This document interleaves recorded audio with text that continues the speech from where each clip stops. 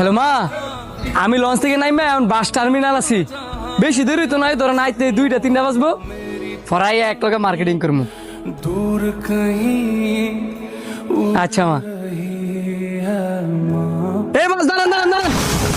और कोई खींच नहीं बीच से काटे माँ आजा समझोई मुझे तेरी फिक्र धुंधला गई देख मेरी नजर आ जाना। হায় রে জীবন রে, বাড়িতে যাওয়ার লেগে একটু তাড়াহুড়া করার কারণে কোন মার বুকটা জানে খালি হয়ে গেল গা। এত তাড়াহুড়ার কি দরকার ছিল?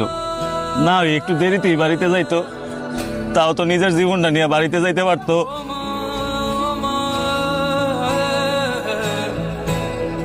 একটা বার চিন্তা করছস এ পরিবারের ঈদটা কেমনে কাটবো? ঈদে সবার স্বপ্ন বাড়ি যায় না, কারো কারো লাশও বাড়িতে যায়। এটাই হয়তো পৃথিবীর নিয়ম।